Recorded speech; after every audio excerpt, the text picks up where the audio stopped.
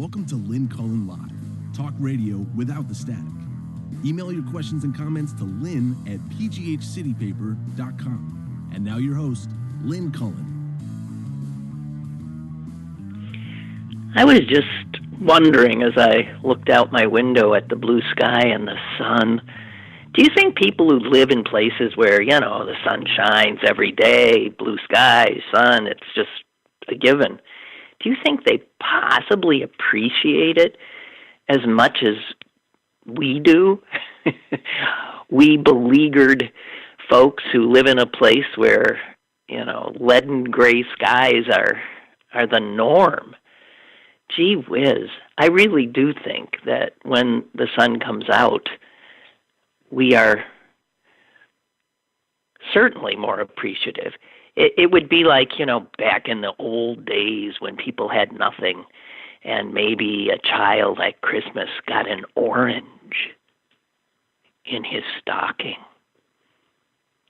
Do you think that child's appreciation of the taste, the flavor, the texture, the smell of an orange wouldn't be greater than yours, who can have an orange pretty much anytime you want one? I think that's probably true. So appreciate the sun today.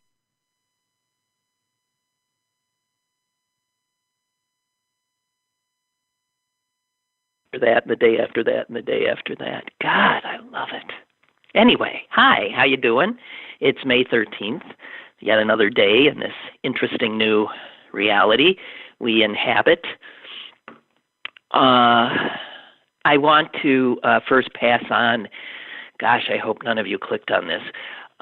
Chuck has sent me a warning that he received something that looked like it maybe came from me, and it's not from me. So if you get anything in your email that has from a Yahoo account, Cullen Show at Yahoo, do not open that.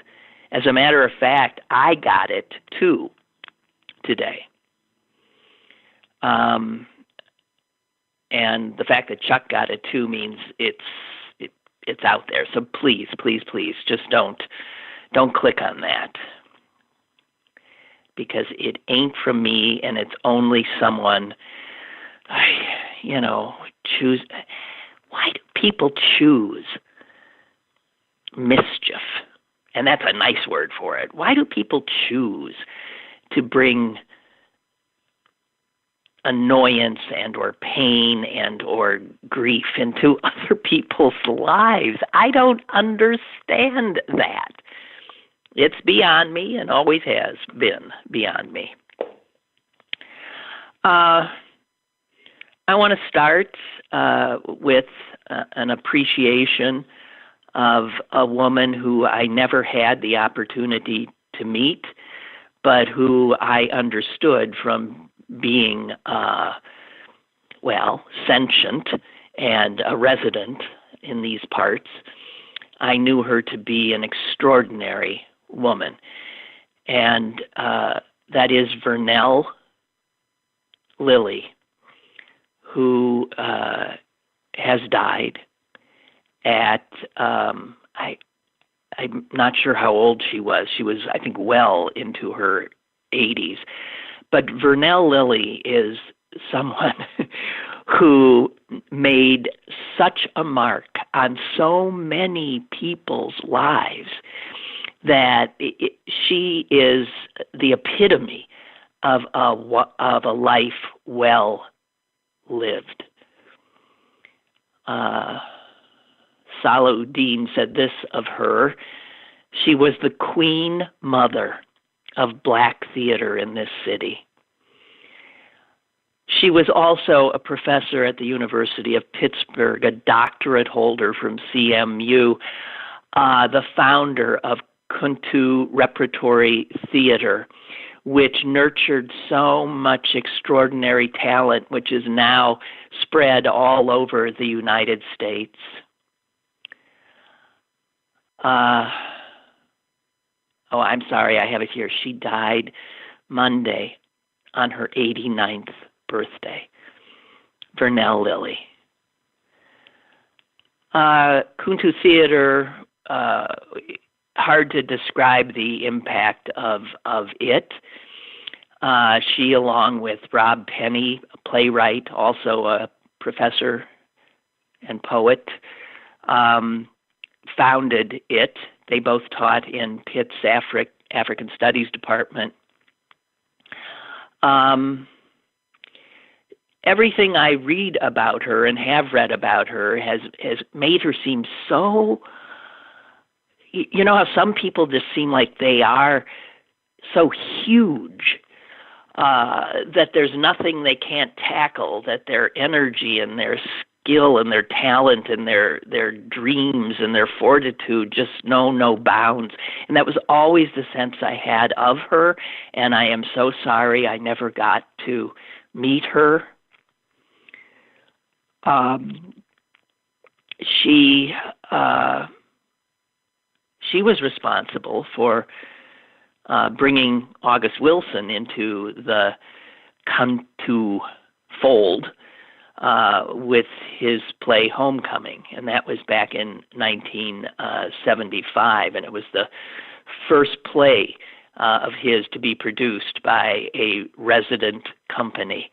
That was Vernell's company. Chris Rawson, who was the theater critic for Pittsburgh Post-Gazette, put Vernell Lillie in a list of the most influential figures of the last century. The 10, she made the top 10, the 10 most significant theatrical Pittsburghers of the last century. And there was Vernell Lillie, along with George S. Kaufman, August Wilson, Gene Kelly, and others. So I just must say that my heart goes out to those who knew her and loved her, and for whom her presence in their lives literally changed their lives for the best. This was an extraordinary woman, Vernell Lillie, and I wanted to note her passing.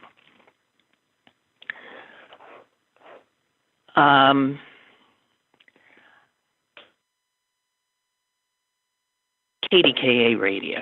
I hate to bring this up, but they did it again, I guess, and this time it wasn't Wendy Bell. This is yesterday, and it involved the other show host, Marty Griffin, who apparently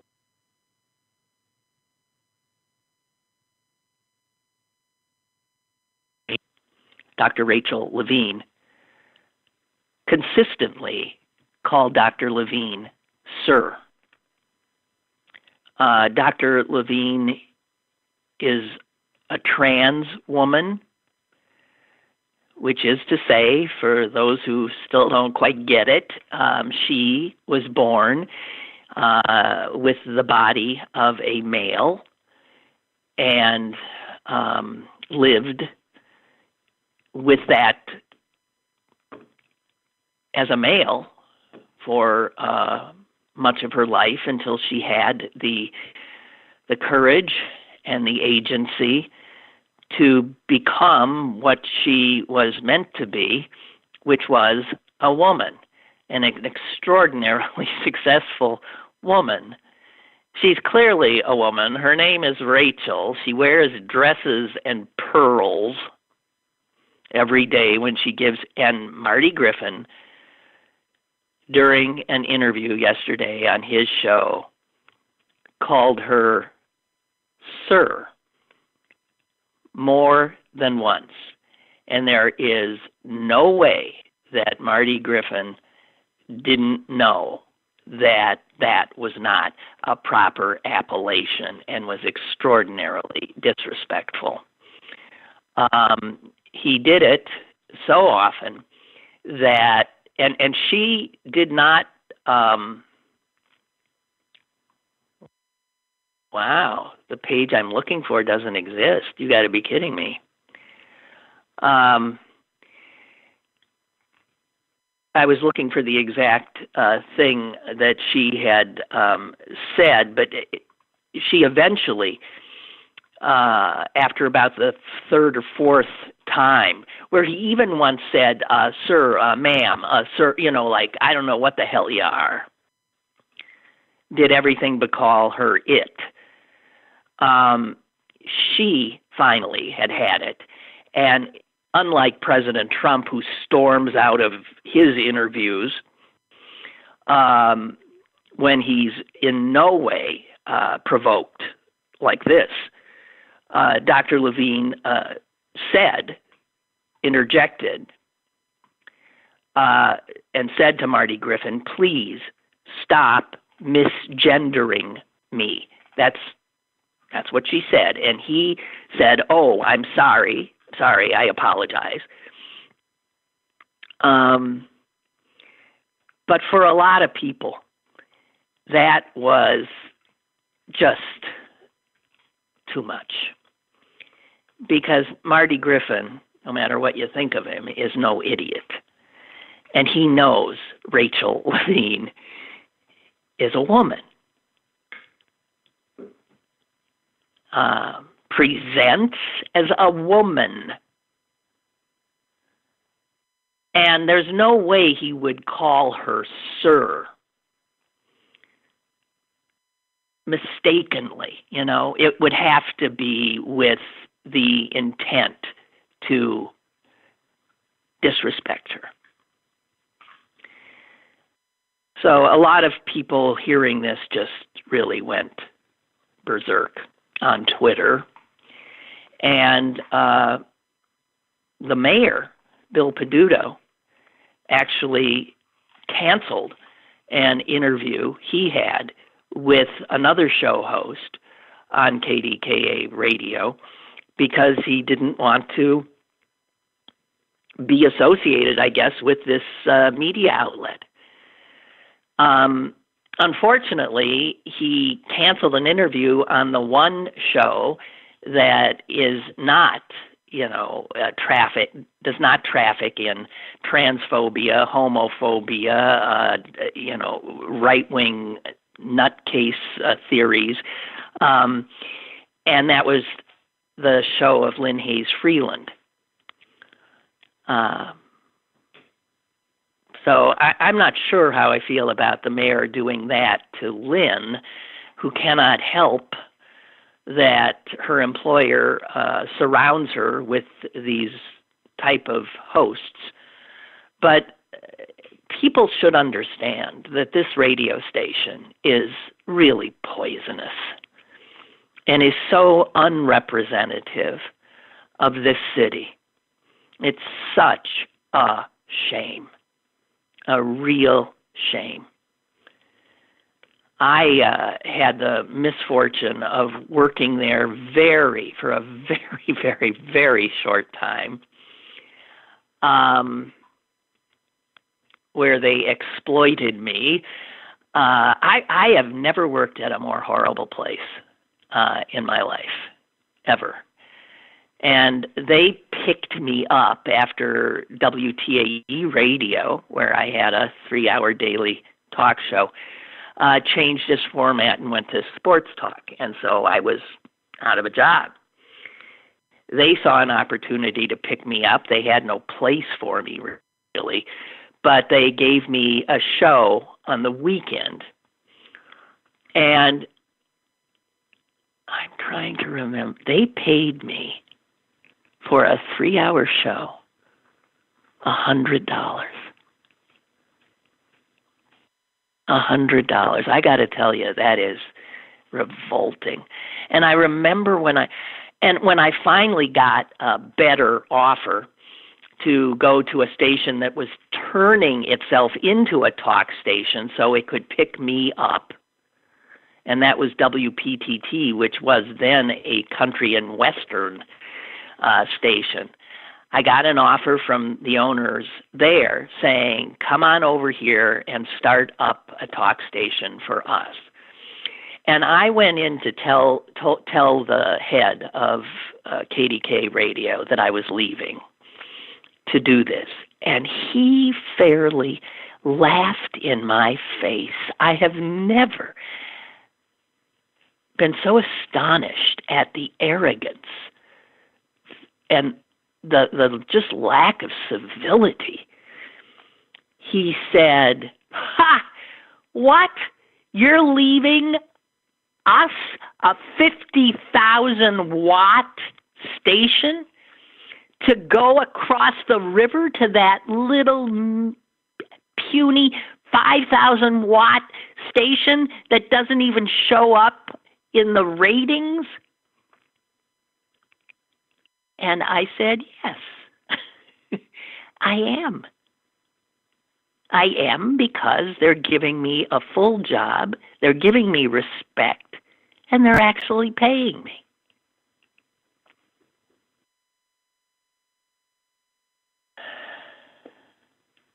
Horrible place. And that was when they were still owned by the same wonderful folks who owned the KDKA television, which is not the case now. They're awful. They're just flat out awful, given the fact of the power of their signal, that they don't give a damn about the quality of their broadcasting. And quite clearly, their owners now are just part of the generalized destruction of the format of talk radio, which had a proud history. And just turning it into, a right-wing freak show with every once in a while a little token, popping up so that they can't be accused of, so that's how, Lynn Hayes Freeland gets in, and they can say, what do you mean? She's not. What? She's even black. And look at that, we have 2 women. I don't know. So just wanted to say, they are vile, just flat out vile. I don't know Marty Griffin. I've never met him. My sense of him from listening a little bit to his show is he's okay as a talk show host. He repeats himself ad nauseum, and he has a real problem with homophobia. I mean, quite clearly does. Way back, maybe about 15 years ago, a piece that he was doing, which was heavily promoted on KDKA television, where he also works, was about, I can't even remember, but it was about he was outing a minister whose former lover had turned on him. And Marty Griffin used this as there were these salacious promos of, and find out where this minister, I remember seeing the promo and thinking, are you kidding me? And then you know what happened? The minister who he was going to out, who he clearly had already outed on these promos, killed himself. Killed himself. And that is a death that is directly attributable to KDKA television and Marty Griffin. I have always said that, and it's why I have never, ever had any respect for him. So his doing this to Dr. Levine yesterday is part and parcel of what he has done throughout his broadcast life, which is play fast and loose with other people's lives. Incredible. Barbara says the mayor did the right thing. The mayor said this: I've canceled an interview with Lynn Hayes Freeland for tomorrow. I'm not upset with her. She's always been a fair, strong journalist, but I will not support KDKA radio. Growing up, KDKA had good people who made us proud to be from Pittsburgh. And now it's shock jock, sensationalism, and worse. Well, I disagree with that. They don't have shock jocks there. They only have these misrepresenters like a Wendy Bell. They have water carriers for Donald Trump. And then they've got transphobes and homophobes like Marty Griffin. I don't know. But I don't know how the mayor is going to boycott the largest radio station in town. I mean, technically, they do provide him a portal to an awful lot of his constituents. So I don't know. I have never had much of a, I don't know, never mind. Whatever. What else do I have here? Let me see. I am later intending to share with you a fascinating letter from the legal director of the state ACLU, American Civil Liberties Union, Vic Volchek, who is another extraordinary human being who I have the pleasure of knowing. And he does so much great work helping people, saving people, and defending all of our civil liberties. And he wrote a letter to some of us that have served with him in the ACLU community in the state, and it was called How Was Your Saturday Night? And he recounts what he did last Saturday night, and it is quite a story.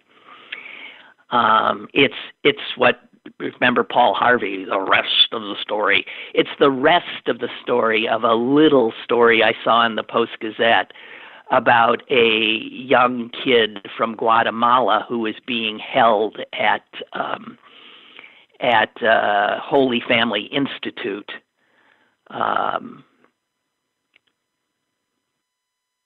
for the federal government and for the ICE folks,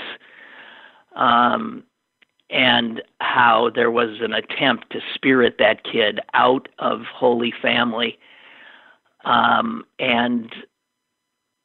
send him back to Guatemala. Anyway, the way that Vic tells this story is just amazing. So I want you to stay tuned for that, if you would. And just a few odds and ends for the moment. Well, hang on. Let me get into your emails. Lynn says, Father Joseph, sounds like you are making a case for the return of the fairness doctrine. Oh, God. Wouldn't that be something? Well, yeah, it ain't going to happen with Trump's FCC. I don't actually think the fairness doctrine figures in to the programming of I don't know. I'd have to go back. You know what? Here's where my old, somewhat desiccated brain it just doesn't have immediate access to the information that I know is in there. But a lot of people always sort of misunderstood the so-called fairness doctrine, and I used to be able to explain it, and I don't feel like I can right now.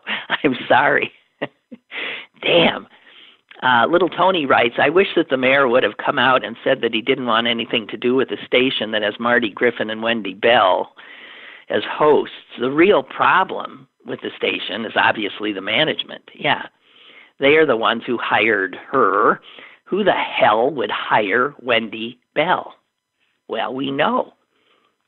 We also, listen, a lot of people think she's auditioning for Fox News. That's who'd hire Wendy Bell. She's got, big dreams. And little Tony says, I'm sorry for the decent hosts like Lynn Hayes Freeland. And a couple others. Well, yeah.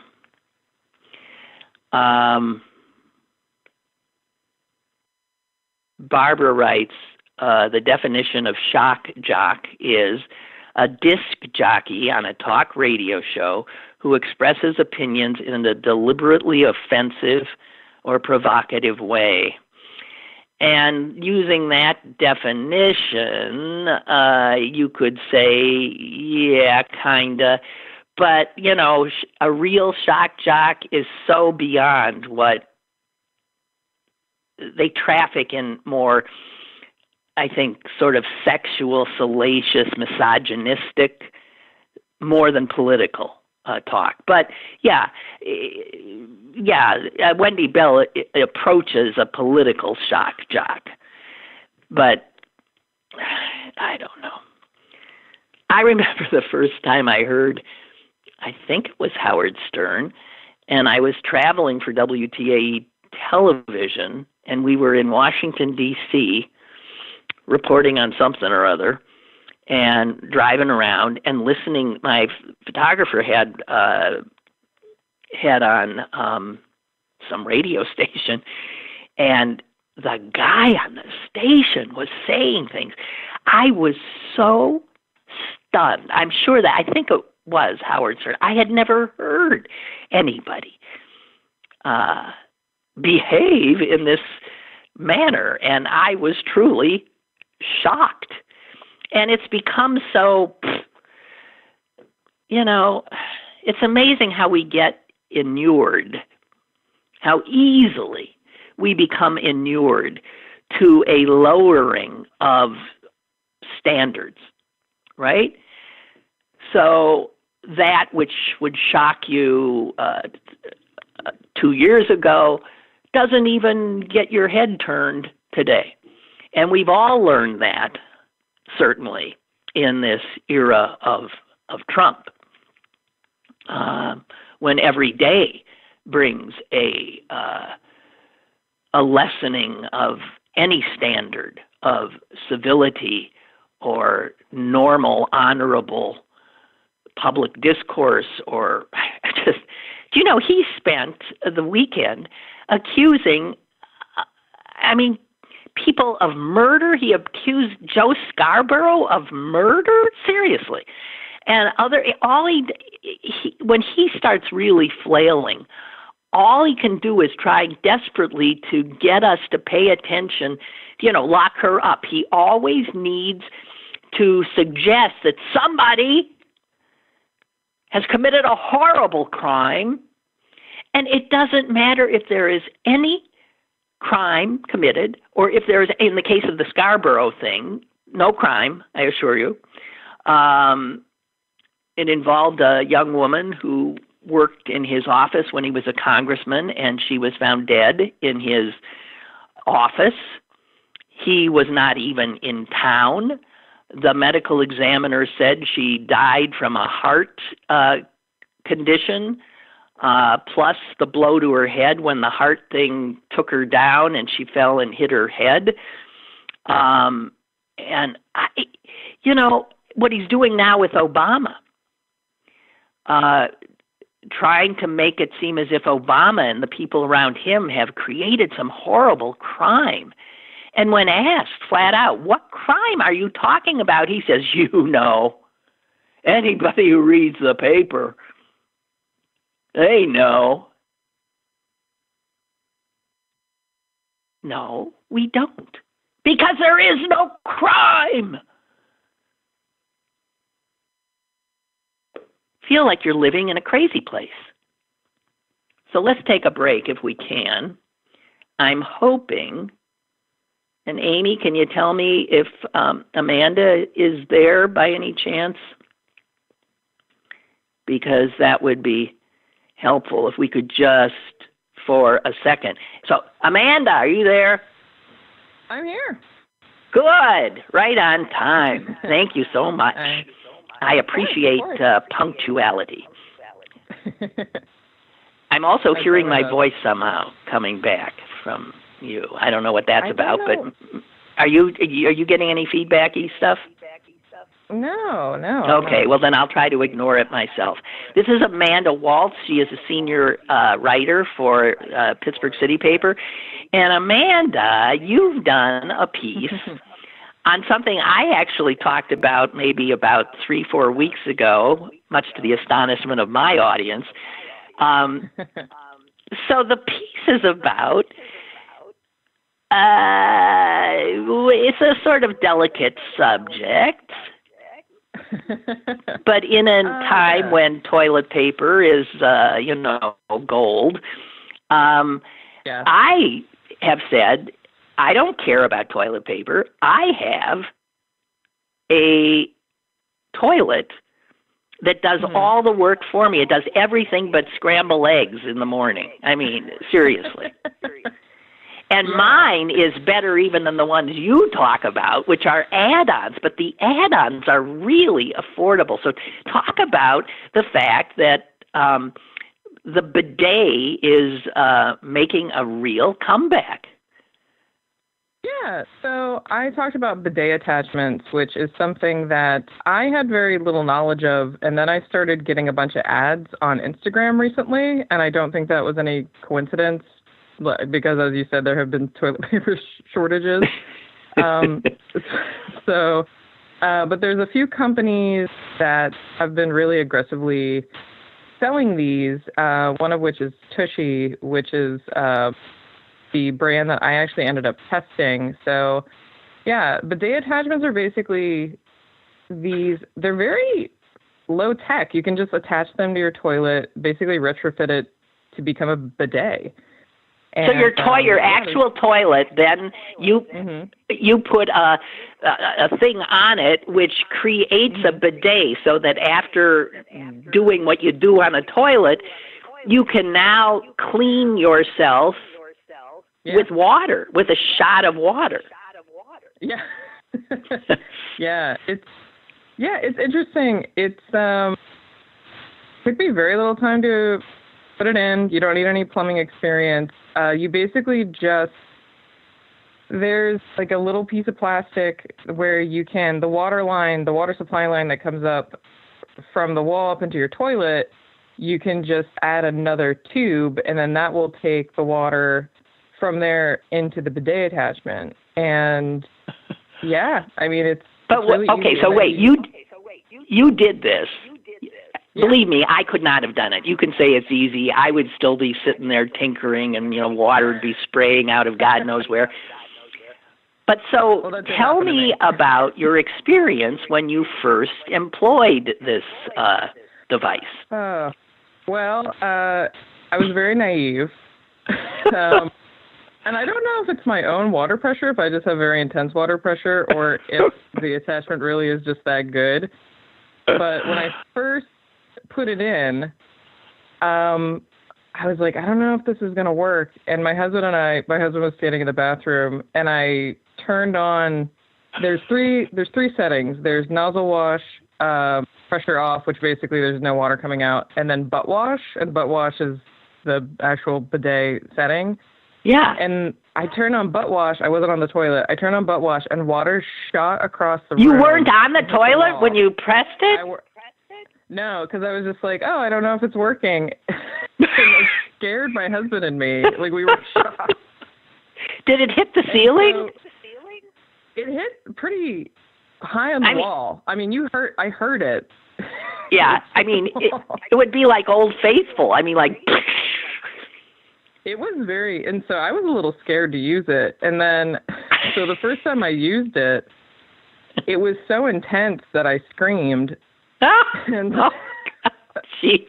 And I didn't realize that you have to, it's kind of on a grade. Like you can, it's almost like your shower dial. Like you turn it and like the water gets more intense as you turn it. But I didn't read the instructions carefully enough. And so when I first used it, I just turned it on full blast. And it was a bit of a shock. Well, I believe in your piece you were a little uncouth and said you ripped yourself. I ripped my butthole a new butthole. Right, exactly. But so, Amanda, once you got it, calibrated, you have to admit this is a more civilized way to deal with pooping. Yeah, it's really shocking how I've lived my entire life without it. And I mean, it's because bidets are always kind of like a lazy joke in movies about Americans touring Europe. Right. That kind of thing, or it's like a bidet. But yeah, once you use one, it's kind of eye-opening, and well, for me it was a little more eye-opening than I wanted, but I mean, but yeah, it's really nice. And I mean, here's with the bidet attachments too. Mine is like the most basic model you can get, so it's so how much does it cost? Like what you got, that tushy thing? How much does it cost? So mine costs $79. Really? That's it? Yeah. That's it. Yeah, and it's the only thing I had to do extra was my fly line on my toilet wasn't correct because you need like a flexible hose, and so I had to run to Home Depot and get one that was maybe $5, and that's all I spent was $5 to get this, and after that it took me maybe 20-30 minutes to get everything set up. So I was So you're never going back again, huh? This is it. I think so. I was a little skeptical at first, but yeah. And I mean, you can get, like I said before, mine is the most basic, but there are kinds that dry you after. There are kinds that you can actually get hot water if you wanted it. So yes, I have all that. I have the drying stuff. I have different. I have so much. I'm telling you, it makes me breakfast after. But once you get used to this, Amanda, I'm telling you, you really can't go back again. I go nuts when I'm not home and have to use, Well, I mean, and it's interesting too, because they have like flushable wipes to clean yourself now, and those actually aren't flushable, even though they're you're not supposed to. Yeah, no, right. Yeah. And so, no, you need to do, guys, I'm telling you, America, get wise. I don't understand. I've had a lot of people who come to my house, I've bullied them into going into my bathroom to try this out. And what shocks me is that most people come out and they're creeped out. Yeah, they don't like It's not something that Americans are used to. It's just not. We like our dry wiping, and that's. It's so much less. It's so unhygienic. It is just ridiculous. It's uncivilized. Yeah, I agree. Now that I've experienced it, I agree. And I mean, this is not something I was very naive when I went into it, because I thought it was the whole kit and caboodle. I didn't realize it was just the butt. But I mean, I got the kit and caboodle. I got. Yeah, you did. man, I got everything, and I can't. So does your husband like this? Does he like it too now? I don't know if he's actually used it. Are you kidding me? My friend used it, and I heard her squeal. Like, I told her, I was like, I have a bidet now, and she went upstairs, and it was quiet, and then she went, oh! She used it. Well, you also you point out in your piece that my good friend Fat Man D has one and is in ecstasy, right? Oh, she loves it. Yeah. Yeah. Yeah. Who wouldn't? Well, it's crazy because when we started doing this, when I first pitched this piece, Lisa was like, my editor said, oh, there's all these people talking about their bidets, their bidets online, and maybe we can get somebody to talk about it. And I reached out to a bunch of people. Nobody wanted to talk about their bidets. Nobody. And it was weird. And I was like, you went on Facebook and talked about how great your bidet is. I mean, why won't you talk about it? Why wouldn't they? Jeez. I don't know. Yeah, I mean, it's fine. I stop people on the street to tell them about it. It is just the greatest thing. So, of course, Fat Man D doesn't have a problem talking about it. Oh, no. She was she sent me a bunch of answers. She was just gushing, I guess, pun intended, about the day. I mean, it's interesting. I don't know if this is just a recent thing, because I know some companies, I think one of the companies that pointed out, Brondell, has been doing it a little bit longer, has been making bidet attachments a little bit longer. But I think this is just a recent thing, and people are just trying it out. And it seems like people are really loving it. So. Well, I really, really love it myself. I was turned on to it by a friend who, for my birthday, gave me an add-on to my regular toilet. And that did it for me. And then when I redid my bathroom a few years back, I said, I want the real deal. So I went and got me one of those Japanese Toto washlets. And man, my life has changed in such a wondrous way. There's not a thing I've ever purchased that is that fantastic. Just telling you. Yeah. And so, if you're going to invest in anything, you should invest in, how much time do you spend in the bathroom? Why not invest in something that's going to make that so much more pleasurable? Exactly. Spend money on your toilet, on your mattress, right?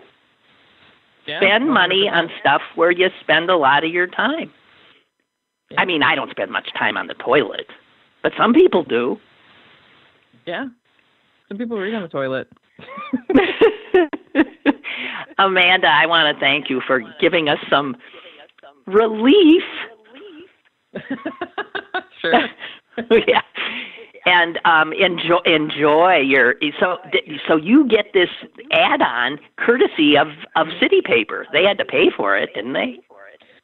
No. Yeah, I asked if I could review it, and they said absolutely, and they just sent it to me. I was shocked. I was like, you're just going to send me one? Wow, the perks of being a reporter. There are so few. There are so few. And fewer and fewer and fewer. But we're glad you're there to do this hard-hitting journalism for us. Hey, it's essential. People got to know. That's right, they do. And thanks for being there, and stay safe, and keep up the great work. Oh, thank you. You as well, Lynn. Thank you, Amanda. Bye-bye. Bye-bye. Bye. That's Amanda Waltz. She has her piece in Pittsburgh City Paper that came out today, the new edition. Okay, I'm going to share with you this letter, if I can find it. Now, this is just a story Vic Walczek is telling. He initially sent this to the executive director of the state ACLU, Reggie Shuford, who passed it on to me, and said that Vic, said go ahead, share this, because It's amazing. Let me see if I can find it. Oh.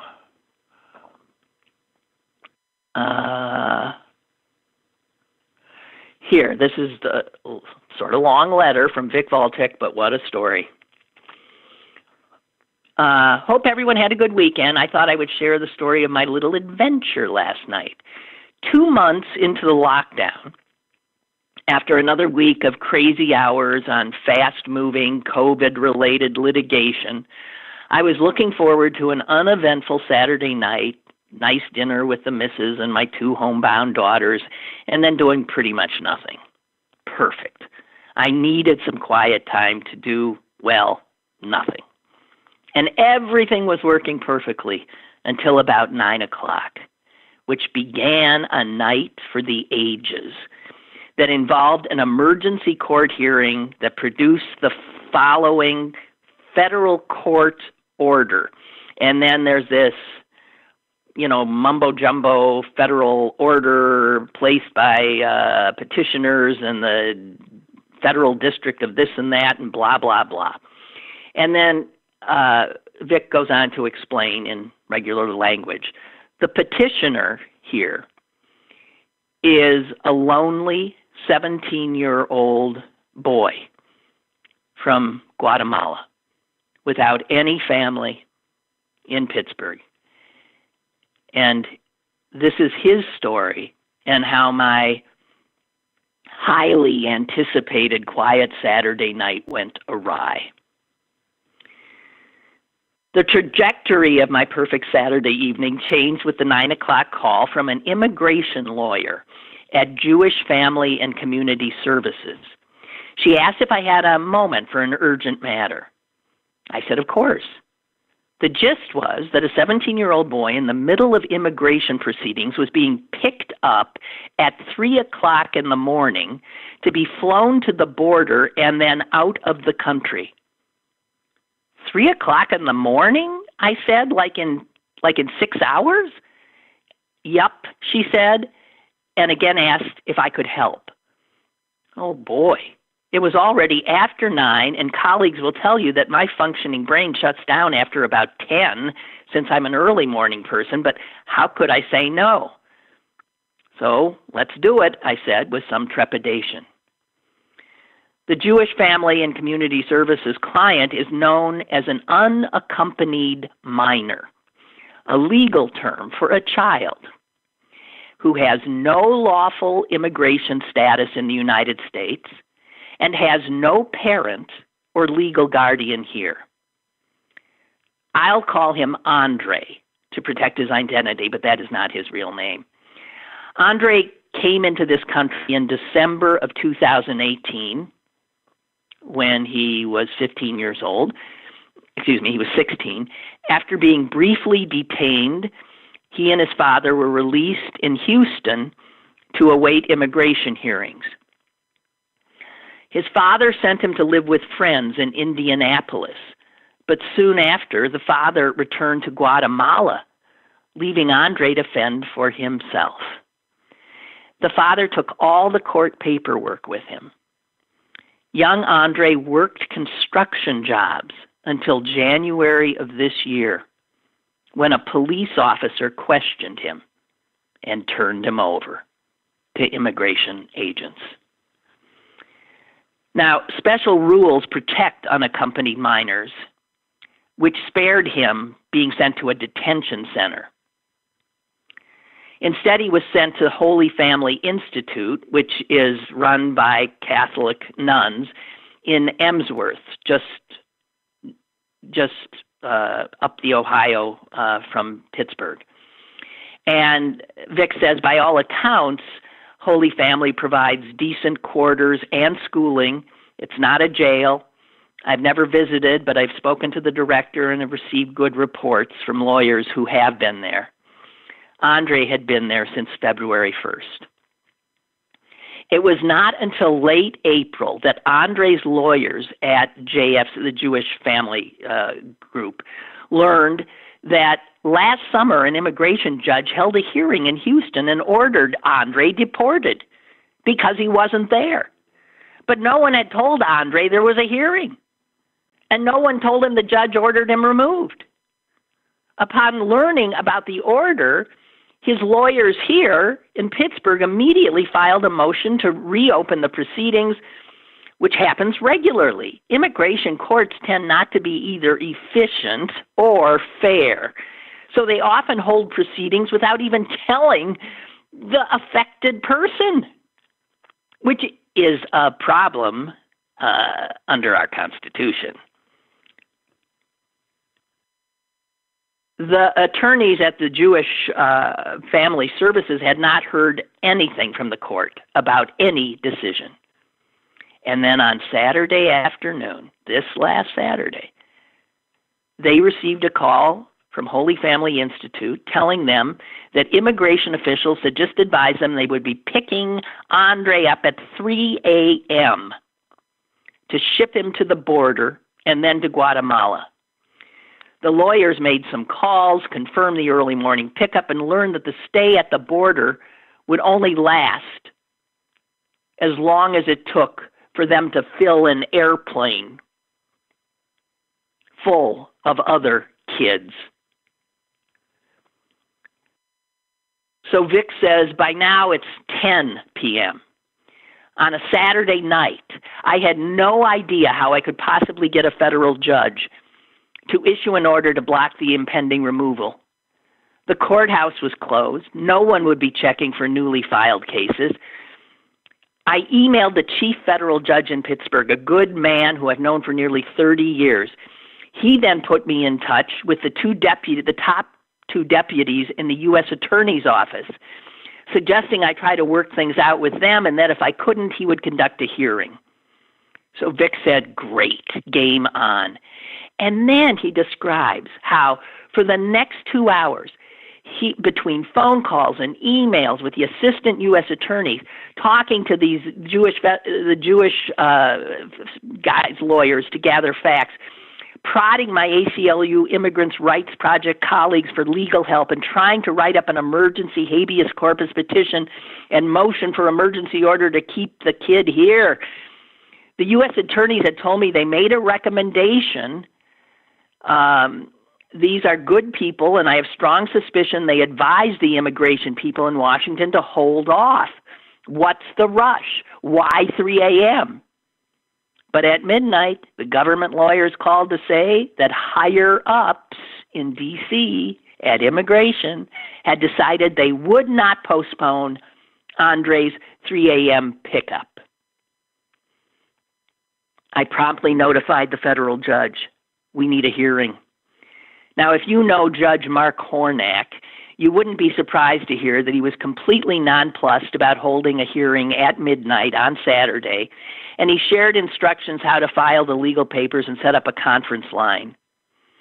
So with some help from ACLU immigrant rights lawyers on the West Coast, I filed emergency legal papers at 12:42 a.m. Judge Hornak convened the telephonic emergency hearing at about 12:50. This is this Sunday morning. All three of his law clerks were on the line, along with the two government attorneys and the lawyers from the JFCS. 1 a.m. on a Sunday morning. The three lawyers, Jamie, Joyce, and Orlando, were my witnesses. They were sworn in, and they presented testimony largely to verify that what we filed in writing was true. The judge had many questions, most prominent being, why were U.S. immigration officials taking this kid away at 3 a.m. on a Sunday? He noted that the feds do that when serving a warrant for a dangerous felon they feared might abscond or destroy evidence. But by all accounts, Andre, this 17-year-old kid with no criminal record sleeping now in the custody of a bunch of nuns, was anything but a dangerous felon. It is very curious, the judge said. He said that several times. The assistant U.S. attorneys didn't have any answers. I'm pretty sure they were as puzzled as the rest of us. At 1:42, the judge verbally issued what's known as a temporary restraining order, which is the most emergency court action available. He recognized that the young man had constitutional rights to due process, and the harm to him of being deported was clear. He also stated that the court is unable to identify any harm to the government if the status quo is preserved in this case, namely letting the kid stay, allowing for a methodical and meaningful determination of Andre's ability to remain in the United States would be in the best interests of all, ruled the judge. Boom, said Vic. We had done it. I asked the judge to raise with the U.S. attorneys the importance of conveying this order to their clients, that would be the big bad guys in D.C., that there would not be any misunderstandings. It's not that I didn't trust the two U.S. attorneys here, but at that ungodly hour, it was easy to envision even important information falling through the cracks. The judge amplified my concerns, and the U.S. attorneys gave their assurances. Oh, but there was one more matter, and this is just priceless. Under the federal rules of civil procedure, an injunction requires security from the party getting the order. And the judge had just issued this injunction. No, you're not going to pick this kid up now. So Vic writes, I raised the fact that it's often waived for indigent people, but the judge insisted he did not want there to be any excuse for the federal government to say the injunction was not correct. He asked if I had $50. I looked in my wallet. I had 65. I thought of making a joke about being a poor ACLU lawyer, but then thought the better of it. Yes, Your Honor, I said, I have the money. He directed me to drive immediately to his house to deliver the cash. Now, this is interesting. Turns out we live in the same town, so it was easy. It was only 10 minutes. At 2:10 a.m. Sunday, I stood on the judge's front porch, handing him an envelope of cash. I thought, man, I hope no one's filming this. This can't look good. He took the money, commented that he trusted me, but still counted it. We stood on his porch under a clear moonlit sky, chatting for a few minutes about how crazy life had become. At 2:45, after returning home, I cracked open a Helltown IPA, trying to decompress and absorb what had just happened. The sleepy evening I longingly had sought had turned into a wild ride. Beyond the excitement of it all, the outcome was great.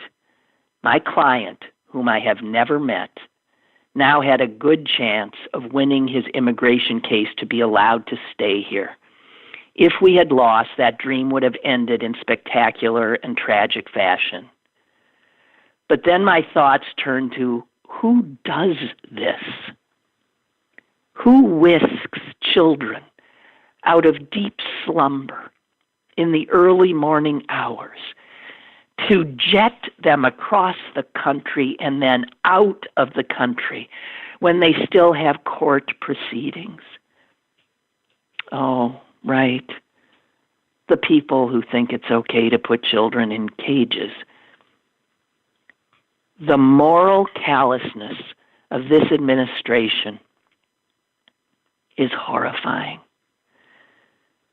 Perishing those dark thoughts, I reflected on the Jewish community service lawyers who had tried everything they could starting Saturday afternoon to save this child. Heroes, for sure. And Judge Hornick. We have practiced law a long time, including against each other a few times back in the day.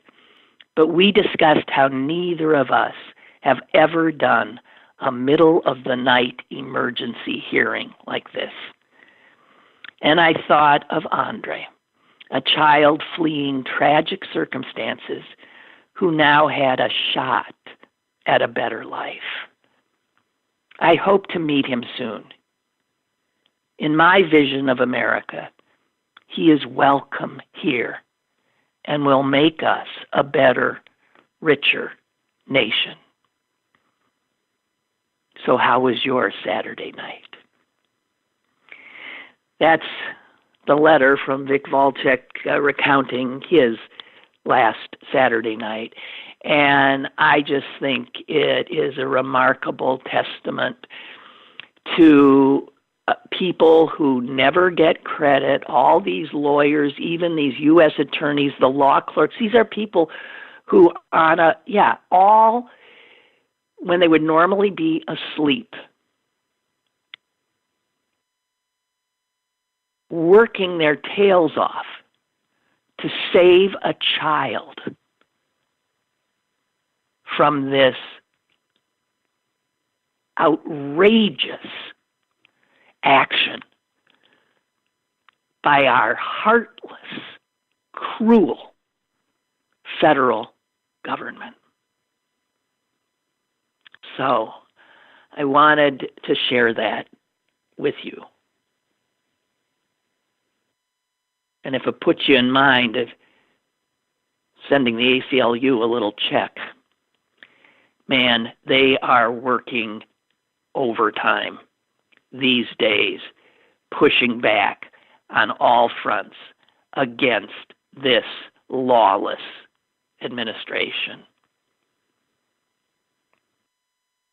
So that's it for me today. I hope you found that as interesting as I, and as gratifying as well. Enjoy the sun. I'll talk to you tomorrow.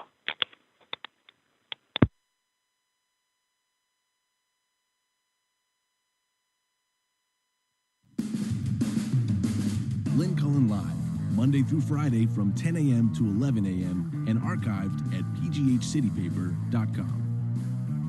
The opinions expressed on Lynn Cullen Live are those of the host and do not necessarily reflect the viewpoints of Pittsburgh City Paper or its advertisers.